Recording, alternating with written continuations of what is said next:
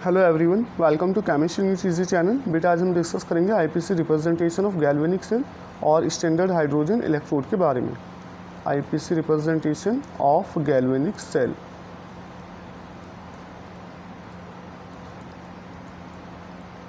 तो बेटा इसमें अगर आपने गैल्वेनिक सेल का स्ट्रक्चर याद है तो इस डायग्राम में क्या होता है, गैल्वेनिक सेल के डायग्राम में हमारा लेफ्ट हैंड साइड पर होता है एनोड प्रेजेंट। बेटा लेफ्ट हैंड साइड पर एनोड होता है, देन एक सॉल्ट ब्रिज होता है।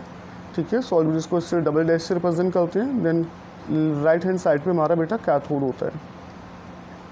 राइट हैंड साइड पे होता है हमारा बेटा कैथोड। इसका अगर प्रॉपर रिप्रेजेंटेशन बनाना है तो बेटा इसमें हमारा होगा electrode of anode, electrode of anode slash ions present in anodic compartment,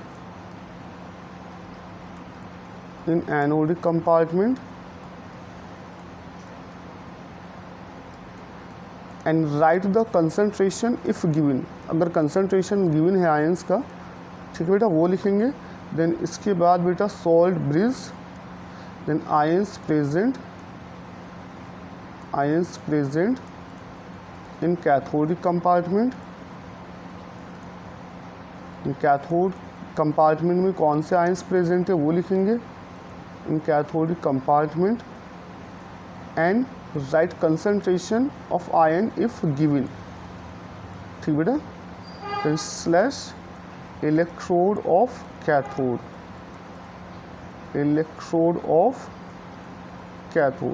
ये हमारा बेटा सेल रिप्रेजेंटेशन है, IPC representation of galvanic cell.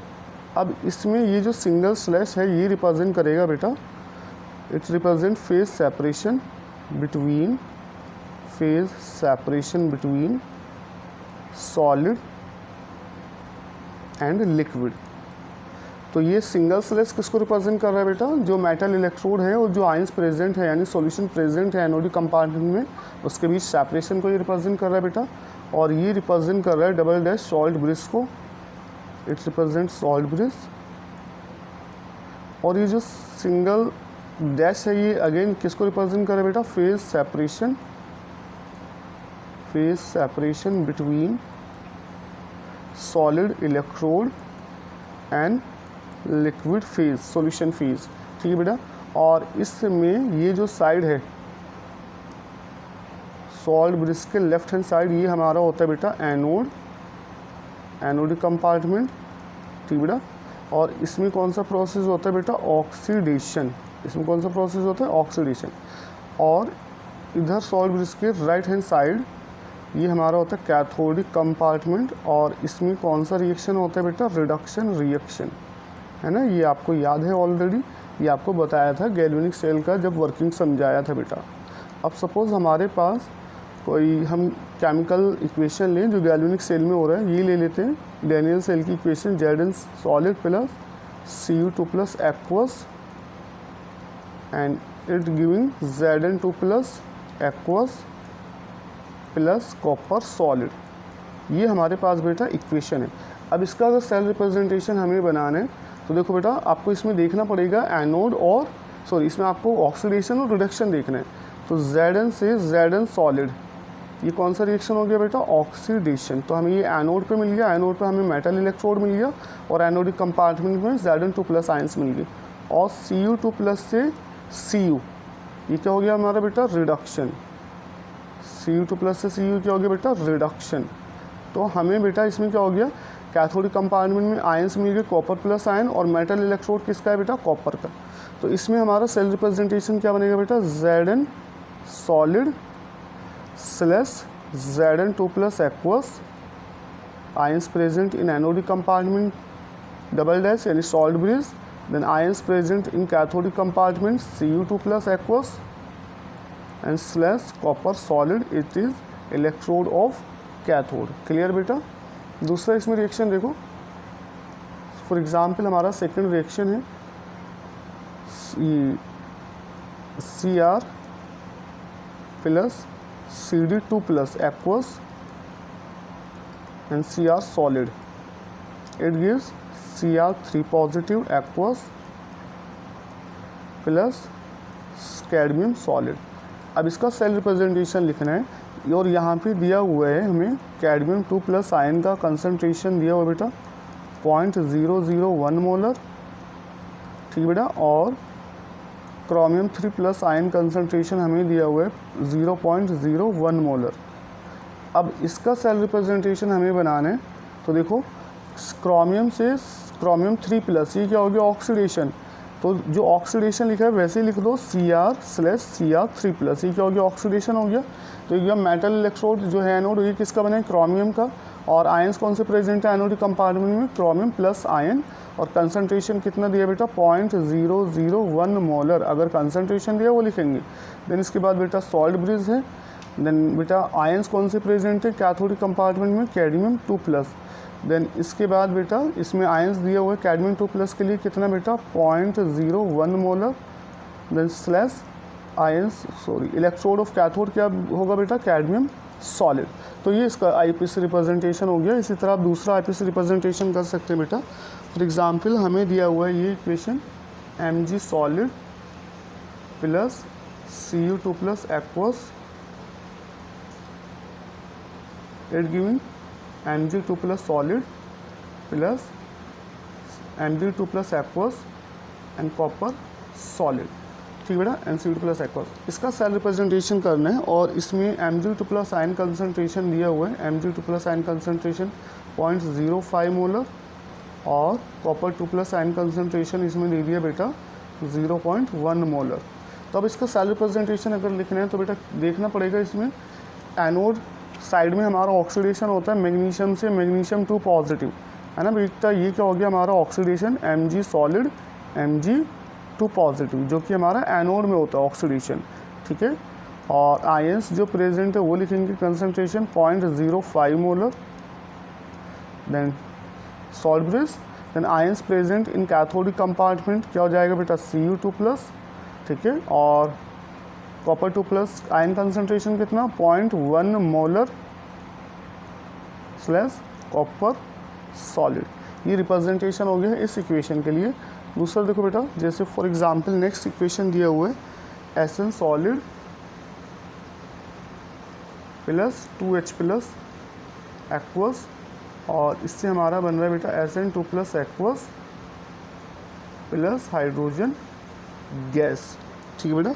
ये हमारे पास इक्वेशन है और इसमें दिया हुआ है Sn2 प्लस का कंसंट्रेशन दे दिया हमें, इसमें ये दिया हुआ है 0.050 मोलर, और H प्लस आयन कंसंट्रेशन हमें दिया हुआ है बेटा 0.020 मोलर। अब इसका सेल रिप्रेजेंटेशन बहुत आसान है, देख लो बेटा ऑक्सीडेशन कहाँ पे मिल रहा है हमें Sn से Sn2 प्लस, तो ऑक्सीडेशन लिख लो Sn/Sn2 प्लस। ये हमारा क्या हो गया, ये हमारा मेटल इलेक्ट्रोड हो गया एनोड, और Sn2 प्लस हो गया हमारा एनोडिक कंपार्टमेंट में आयंस। अब इनका कंसंट्रेशन कितना 0.050 मोलर। देन इसके बाद क्या आएगा बेटा salt bridge, then ions present in cathodic compartment में क्या बेटा H प्लस आयन प्रेजेंट है, और ये हमेशा याद रखिएगा स्टीशियोमेट्रिक कोफिशिएंट हम नहीं लेते हैं जब हम आईपीसी रिप्रेजेंटेशन बनाएंगे। Then H plus ion concentration कितना 0.020 molar, then slash hydrogen gas, जो कि हमारा SHE में हम 1 बार प्रेशर पे पास कराते हैं, और यहाँ पे जो इलेक्ट्रोड है वो प्लेटिनम का बना होता है बेटा SHE में। तो इसका रिप्रेजेंटेशन ये होगा बेटा। नेक्स्ट देखो, नेक्स्ट इक्वेशन हमें दी हुई है बेटा Fe solid plus 2H plus, और इससे हमें मिल रहा है बेटा Fe2 plus aqueous plus hydrogen, और आयन कंसंट्रेशन दिया बेटा Fe2 प्लस दिया हुआ है बेटा 0.01 मोलर, और H प्लस आयन कंसंट्रेशन दिया है बेटा 0.50 मोलर, ठीक बेटा। अब इसका आईपीसी रिप्रेजेंटेशन करना है तो अब तो कर ही लोगे, आईपीसी रिप्रेजेंटेशन बहुत आसान हो गया। ऑक्सीडेशन देखो Fe/Fe2 पॉजिटिव, ये ऑक्सीडेशन हो गया सॉल्ट ब्रिज से पहले, जो कि एनोडिक कंपार्टमेंट में होता है। Fe2 प्लस का कंसंट्रेशन कितना 0.01 मोलर। देन डबल डैश यानी सॉल्ट ब्रिज। देन इसके बाद देखो रिडक्शन में क्या है आपका H प्लस और H2, ये रिडक्शन है जो कि कैथोड कंपार्टमेंट में होता है, और H प्लस का कंसंट्रेशन कितना दिया है बेटा 0.50 मोलर, है ना बेटा, कितना दिया 0.50 मोलर। ये हमारा इसका कंसंट्रेशन हो जाएगा, ये सेल रिप्रेजेंटेशन ये हो जाएगा हाइड्रोजन गैस, और 1 बार प्रेशर पे हम इसको पास कराते हैं स्लैश प्लेटिनम सॉलिड। SH का रिप्रेजेंटेशन बेटा इस तरह से करेंगे हम, ठीक है। तो ये हमारा IPC सेल रिप्रेजेंटेशन था बेटा गैल्वेनिक सेल का। कई बार ऐसा होता है कि सेल रिप्रेजेंटेशन दिया जाता है और हमें केमिकल इक्वेशन लिखना होता है। जैसे फॉर एग्जांपल हमें क्वेश्चन को थोड़ा रिवर्स करते हैं, क्वेश्चन को रिवर्स, सपोज आपको क्वेश्चन ये दे दिया गया है, सेल रिप्रेजेंटेशन दे दिया Cr सॉलिड Cr3 पॉजिटिव, ठीक बेटा, aqueous slash cadmium 2+ slash cadmium solid, cadmium 2+ aqueous. Now ये जो सेल रिप्रेजेंटेशन दिया है, right the balance equation, right the balance equation from given IPSC representation. और ये न्यूमेरिकल करते टाइम आपको आना चाहिए बेटा IPSC रिप्रेजेंटेशन से एक बैलेंस इक्वेशन लिखना। अब इसको हम कैसे अटेम्प्ट करेंगे बेटा, तो देखो बैलेंस इक्वेशन के लिए आपका एक ऑक्सीडेशन हाफ होता है, एक रिडक्शन हाफ होता है रिडॉक्स रिएक्शन में। तो पहले लिखेंगे ऑक्सीडेशन हाफ। अब यहाँ पे ऑक्सीडेशन हाफ क्या है बेटा हमारा, तो ऑक्सीडेशन हाफ तो ये जो सॉल्ट ब्रिज से पहले दिया हुआ है लेफ्ट हैंड साइड पे, ये क्या दिया है हमारा ऑक्सीडेशन, जो कि हमारा किस पे होता है बेटा एनोड पर, ठीक है बेटा। तो ये दिया है हमें Cr से Cr3 पॉजिटिव, Cr से Cr3 पॉजिटिव। इसको बैलेंस करो, चार्ज को कैसे न्यूट्रल करोगे, जिधर प्लस में चार्ज एक्स्ट्रा होता है उधर ही हमें इलेक्ट्रॉन ऐड करने होता है, तो 3 इलेक्ट्रॉन यहाँ पे हम ऐड करेंगे। और जो रिडक्शन हाफ है बेटा, रिडक्शन हाफ किधर होगा बेटा, on right hand side of salt bridge, salt bridge के राइट हैंड साइड में होता है बेटा रिडक्शन, ठीक है, राइट हैंड साइड पे रिडक्शन, जो कि हमारा किस में होता है बेटा कैथोड पर होता है। तो ये हो जाएगा हमारा Cd2+, इसको न्यूट्रल करो 2 इलेक्ट्रॉन Cd, ठीक बेटा। अब इसको जब बैलेंस लिखोगे इक्वेशन, तो जो इलेक्ट्रॉन है ये बराबर करने होते हैं और कैंसिल भी करने होते हैं। तो इसके लिए हम इसमें 2 से मल्टीप्लाई कर देंगे, इसमें बेटा 3 से मल्टीप्लाई कर देंगे। तो ये हमारा हो जाएगा अगेन, ये हो जाएगा हमारा 2Cr3 पॉजिटिव एंड 2 3 जा 6, ठीक बेटा, और 3Cd2 पॉजिटिव 3 2 जा 6 इलेक्ट्रॉन यहाँ पर हो जाएगा एंड 3 CD। अब इक्वेशन को बैलेंस लिखो, क्योंकि हमें बैलेंस इक्वेशन लिखना है, ये हमें जरूरत पड़ेगी नेक्स्ट इक्वेशन के, जब न्यूमेरिकल्स करेंगे बैलेंस इक्वेशन हमें लेना होता है। तो 6 इलेक्ट्रॉन से 6 इलेक्ट्रॉन कैंसिल, इक्वेशन हमें बैलेंस क्या मिलेगा बेटा 2Cr + 3Cd2 पॉजिटिव, ठीक बेटा, एरो, और 2Cr3 पॉजिटिव + 3CD, ये मिला बेटा हमें बैलेंस इक्वेशन, जो कि हमने IPSC सेल रिप्रेजेंटेशन से ड्रॉ किया है। और ये आपको आना भी चाहिए, कई बार आपको सेल रिप्रेजेंटेशन से बैलेंस इक्वेशन लेना पड़ेगा, कई बार आपको बैलेंस इक्वेशन से सेल रिप्रेजेंटेशन आ जाएगा बनाने के लिए। क्लियर बेटा। नेक्स्ट इसमें हम बात करेंगे अब बेटा measurement of standard electrode potential, measurement of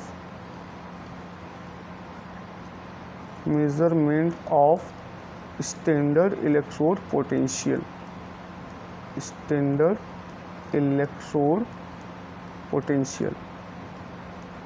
standard electrode potential को बेटा रिडक्शन पोटेंशियल भी कहते हैं, स्टैंडर्ड रिडक्शन पोटेंशियल और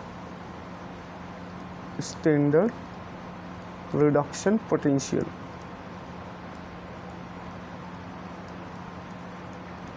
ठीक बेटा, स्टैंडर्ड इलेक्ट्रोड पोटेंशियल या standard reduction potential.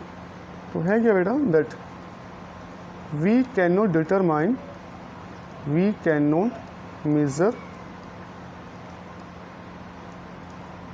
standard electrode potential SEP, standard electrode potential of single half cell। ये हमेशा याद रखना, सिंगल हाफ सेल का इलेक्ट्रोड पोटेंशियल डिटरमाइन नहीं किया जा सकता बेटा, बिकॉज सर्किट इज़ इनकम्प्लीट, क्योंकि सर्किट क्या होता है बेटा इनकम्प्लीट होता है, बिकॉज सर्किट इज़ इनकम्प्लीट। तो सिंगल हाफ सेल का इलेक्ट्रोड पोटेंशियल हम नॉन नहीं कर सकते बेटा, क्योंकि सर्किट इनकम्प्लीट होता है। We can measure only difference of electrode potential, difference of electrode potential of two half cell, electrode potential of to half cells. हम सिर्फ दो हाफ सेल्स का इलेक्ट्रोड पोटेंशियल बेटा मेज़र कर सकते हैं, which is called EMF of cell, which is called EMF of cell, electromotive force of cell. Now to determine electrode potential, standard electrode potential of a single half cell, it should be combined with another half cell,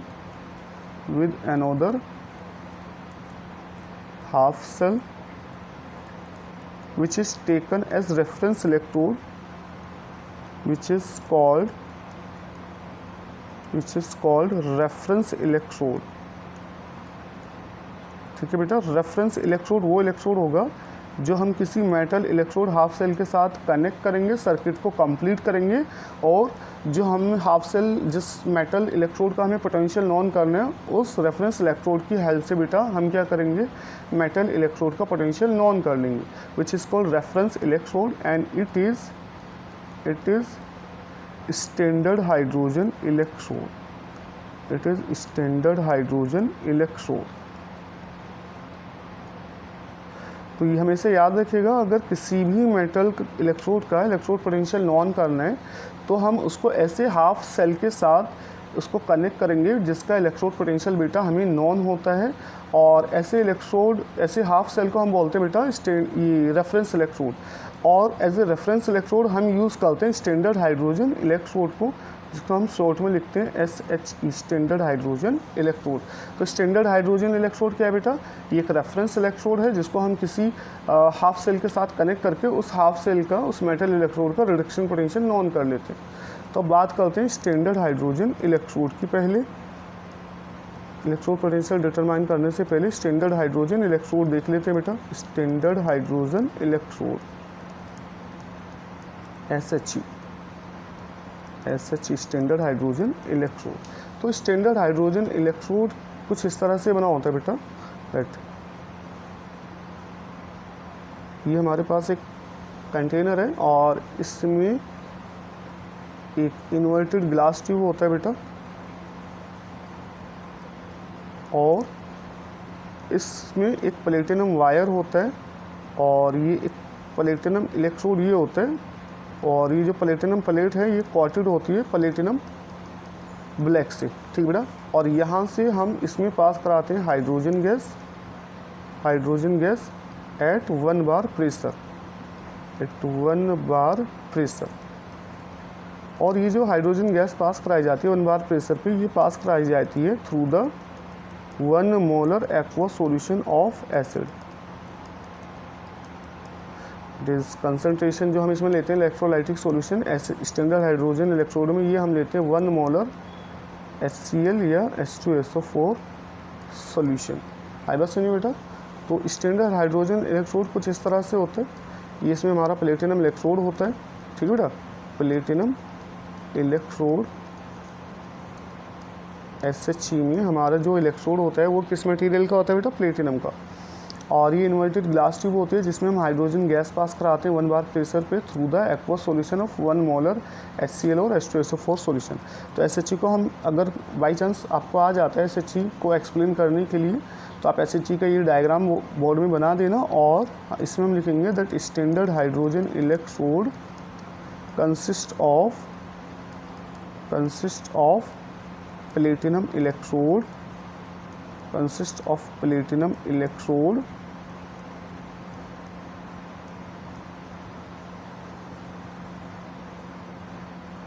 fitted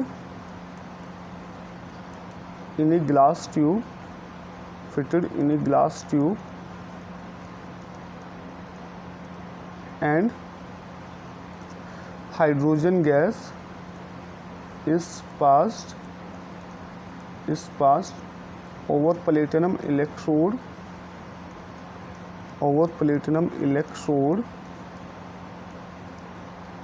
at 1 bar pressure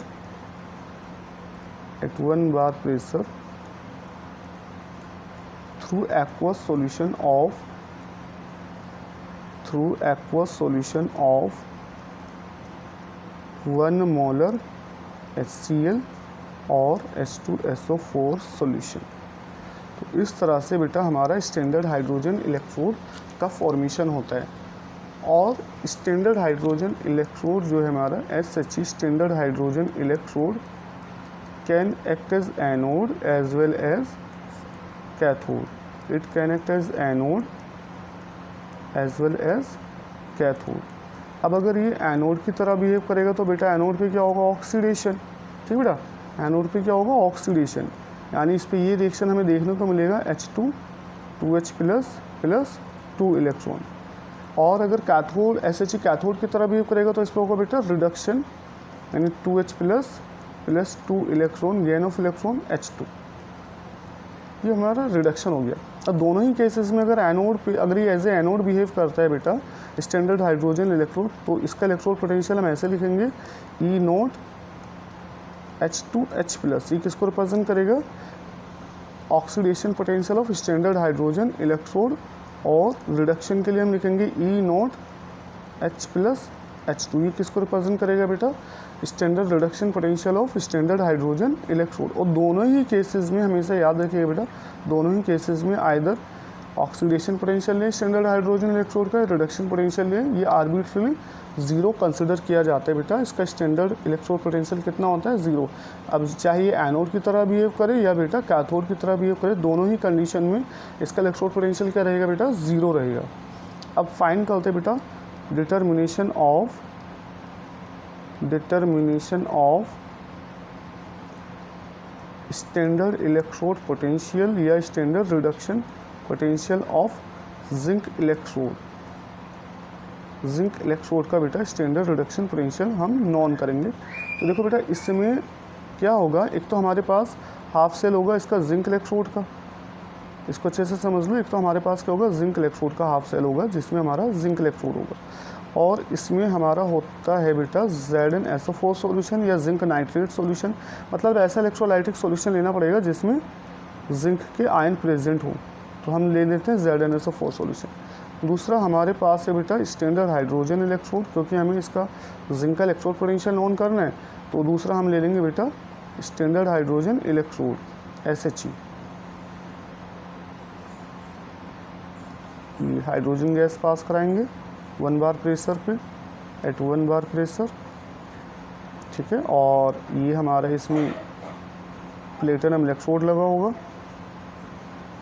ठीक है, और ये 1 molar हमारे पास रहेगा aqua solution of acid HCl और H2SO4। और इन दोनों wires को, कनेक्टिंग वायर्स को हम कनेक्ट कर देंगे एक अमीटर से, जो कि हमें बताएगा करंट की डायरेक्शन को। ठीक बेटा, और दूसरा यहाँ पे लगा होता है बेटा हमारा वोल्ट मीटर, जो कि पोटेंशियल डिफरेंस को मेज़र करेगा। और ये हमारा इधर लगा होता है बेटा सॉल्ट ब्रिज। तो कंस्ट्रक्शन कुछ इस तरह से होता है बेटा। ठीक है, ये हमारा हो गया स्टैंडर्ड हाइड्रोजन इलेक्ट्रोड। जब हम सर्किट को कंप्लीट कर लेते हैं बेटा, तो हमें क्या देखने को मिलता है, सर्किट कंप्लीट करने के बाद रिएक्शन स्टार्ट होगा। रिएक्शन स्टार्ट होता है तो ये जो अमीटर है तो करंट की डायरेक्शन बताता है, तो करंट का डायरेक्शन इस साइड पे होता है। ठीक बेटा, करंट का डायरेक्शन ये शो कर रहा है। और जो पोटेंशियल यहाँ पे शो आता है बेटा, वो आता है प्लस 0.76 वोल्ट। जो वोल्ट मीटर कितनी रीडिंग देता है बेटा, 0.76 वोल्ट। अभी देखो जब करंट का डायरेक्शन हमें पता चल गया, ये SHE से जिंक इलेक्ट्रोड की तरफ जा रहा है करंट, तो बेटा इलेक्ट्रॉन इसके अपोजिट फ्लो करेगा। इलेक्ट्रॉन किधर से जाएगा, जिंक इलेक्ट्रोड से स्टैंडर्ड हाइड्रोजन इलेक्ट्रोड की तरफ फ्लो करेगा। और याद रखो जिधर से इलेक्ट्रॉन फ्लो करता है वो हमारा होता है एनोड, जिधर से इलेक्ट्रॉन आता है तो दूसरा इलेक्ट्रोड क्या हो जाएगा बेटा, कैथोड। तो हमें ये पता चल गया कि दोनों हाफ सेल्स में कौन एनोड है और कौन बेटा कैथोड है। किसकी हेल्प से, करंट की हेल्प से। करंट की हेल्प से हमें पता चला इलेक्ट्रॉन की डायरेक्शन का ठीक है, क्योंकि जिधर करंट फ्लो करता है उसके अपोजिट इलेक्ट्रॉन फ्लो करता है। तो हमारा इलेक्ट्रॉन किधर से जा रहा है, जिंक इलेक्ट्रोड से SHE की तरफ। तो ये हमारा एनोड हो गया, ये हमारा बेटा कैथोड हो गया। अगेन मैं फिर से रिपीट कर रहा हूँ, इलेक्ट्रॉन फ्लो करता है एनोड से कैथोड की तरफ। तो हमारा जिंक इलेक्ट्रोड एनोड हो गया और SHE हमारा कैथोड हो गया। अब देखो हमारे पास जो इलेक्ट्रोड पोटेंशियल निकालने के लिए फॉर्मूला होता है वो होता है बेटा E0 cell equal to reduction potential at cathode minus reduction potential at anode. ये हमारे पास फॉर्मूला होता है बेटा, ठीक। अब E0 सेल हमें कितना मिला, 0.76 volt equal to reduction potential at cathode. Cathode क्या है हमारे पास, कैथोड है हमारे पास स्टैंडर्ड हाइड्रोजन इलेक्ट्रोड। तो इसका रिडक्शन पोटेंशियल ऐसे डिनोट करेंगे, minus reduction potential at anode. और एनोड पर रिडक्शन पोटेंशियल हम कैसे शो करेंगे, Zn2 प्लस Zn, ठीक बेटा। अब जो SHE स्टैंडर्ड हाइड्रोजन इलेक्ट्रोड जो कि बिहेव कर रहा है एज ए कैथोड, तो इसका रिडक्शन पोटेंशियल कितना होता है बेटा, 0। तो यहाँ से हमारा अगर हम देखें E0 Zn2 प्लस Zn, तो हमारा जो रिडक्शन पोटेंशियल आएगा वो कितना आएगा, माइनस 0.76 वोल्ट। आई बात समझिए बेटा। तो SHE की हेल्प से, स्टैंडर्ड हाइड्रोजन इलेक्ट्रोड की हेल्प से हमने क्या फाइंड कर लिया, जिंक इलेक्ट्रोड का रिडक्शन पोटेंशियल जो कि कितना आ रहा है बेटा, माइनस 0.76 वोल्ट। अभी दूसरा एग्जाम्पल देखो बेटा, सेकंड एग्जाम्पल देखो। अगेन इस बार हमने लिया बेटा कॉपर इलेक्ट्रोड और electrolytic solution of copper ion, ठीक है, ये हो गया हमारे पास। दूसरा अगेन स्टैंडर्ड हाइड्रोजन इलेक्ट्रोड हमारे पास है बेटा SHE,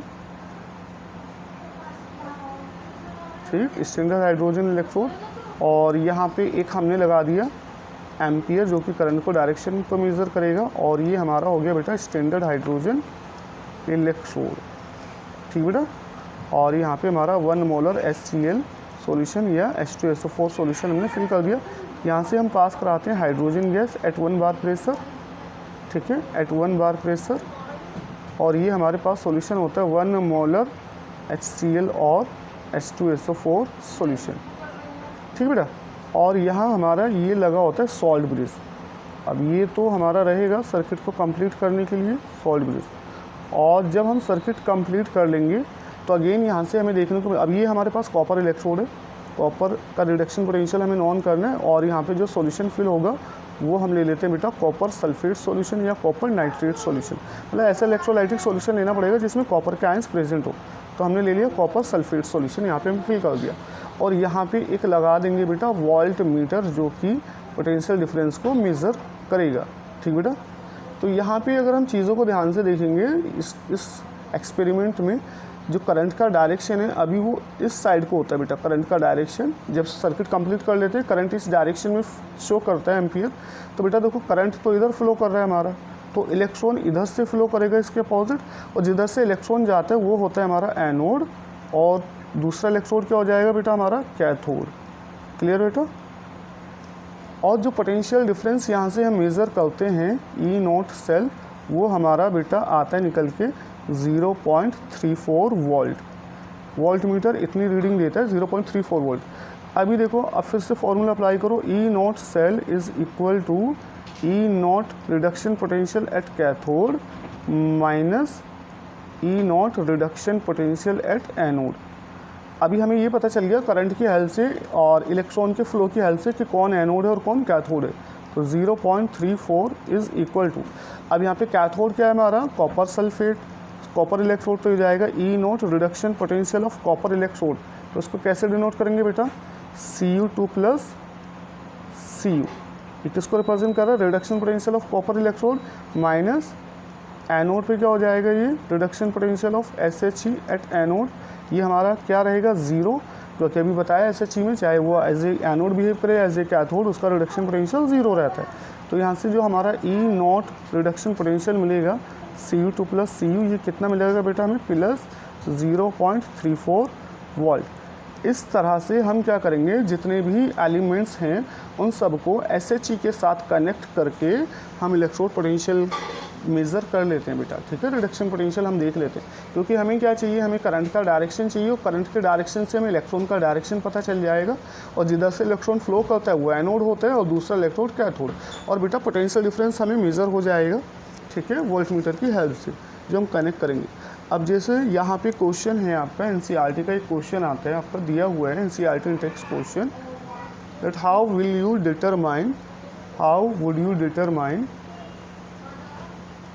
determine standard electrode potential of magnesium 2+ magnesium. इसका इलेक्ट्रोड पोटेंशियल बेटा हम कैसे नॉन करेंगे? तो देखो बेटा, इसका इलेक्ट्रोड पोटेंशियल नॉन करने के लिए क्या है, ये तो हमारा क्या हो गया, एक Mg2+ Mg, इसका हमें इलेक्ट्रोड पोटेंशियल बेटा नॉन करना है, इसका रिडक्शन पोटेंशियल हमें निकालना है क्या। तो वही तरीका है दैट हम E0 सेल ले लें, ठीक है, और ये हमारे पास हो जाएगा मैग्नीशियम 2+ आयन, तो ये मैग्नीशियम और हाइड्रोजन, ये हमारा हो जाएगा E0 H+ H2 minus E0 Mg2+ Mg, ठीक है। ये हमारा हो जाएगा कैथोड और ये हो जाएगा हमारा एनोड, ये हो जाएगा बेटा हमारा एनोड। तो अगर E0 सेल हमें पता चल जाता है तो बेटा E0 जो कैथोड है आपका स्टैंडर्ड हाइड्रोजन इलेक्ट्रोड, ये 0 हो जाएगा, और इस तरह से हमारा जो भी मैग्नीशियम का इलेक्ट्रोड पोटेंशियल निकल के आएगा, रिडक्शन पोटेंशियल, वो किसके इक्वल हो जाएगा, -E0 सेल के इक्वल हो जाएगा।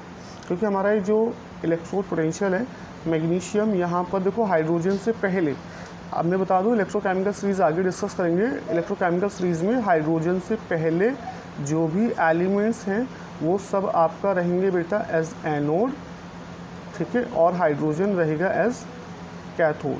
मोस्ट ऑफ द केसेस में यही है बेटा, ठीक है। अब जैसे हमने पीछे का एग्जांपल देखा था, यहाँ पे कॉपर और स्टैंडर्ड हाइड्रोजन इलेक्ट्रोड की बात हो रही है, तो हाइड्रोजन से पहले आपका आता है जिंक, हाइड्रोजन से पहले जिंक मेटल आता है और हाइड्रोजन के बाद आता है बेटा कॉपर। तो यहाँ पे हमारा जिंक एज एनोड काम करेगा, हाइड्रोजन से पहले जितने भी एलिमेंट्स हैं वो सब एनोड रहेंगे, हाइड्रोजन के बाद जो एलिमेंट्स हैं बेटा ये हमारे कैथोड रहेंगे, ठीक है। और हाइड्रोजन जो है, अगर कॉपर हाइड्रोजन का कॉम्बिनेशन लिया है तो यहाँ पे हमारा ये एनोड हो जाएगा, यानी ऊपर वाला एलिमेंट हमेशा एनोड रहेगा और नीचे वाला एलिमेंट हमेशा कैथोड, रिडक्शन पोटेंशियल हमारा कैथोड पे मिलेगा, और ऊपर वाले के केस में हमारा एनोड पे रिडक्शन पोटेंशियल मिलेगी। आई थिंक आपको समझ में आ गया होगा। हाइड्रोजन से नीचे जो एलिमेंट्स हैं वो कैथोड पे रहेंगे, ठीक है, और कैथोड इलेक्ट्रोड बनाएंगे, हाइड्रोजन से ऊपर वाले एनोड इलेक्ट्रोड बनाएंगे। जैसे हमारा ये हो गया जिंक के केस में, और दूसरा जैसे मैग्नीशियम है, तो मैग्नीशियम भी बेटा हमारा एनोड से ऊपर होता है। और अगर आप हाइड्रोजन से नीचे कॉपर लेते हो, सिल्वर लेते हो, मरकरी लेते हो, तो ये बेटा हमारे क्या रहेंगे, कैथोड रहेंगे। फिर उसके बाद क्या हो जाएगा, हाइड्रोजन एनोड हो जाएगा, ठीक है बेटा।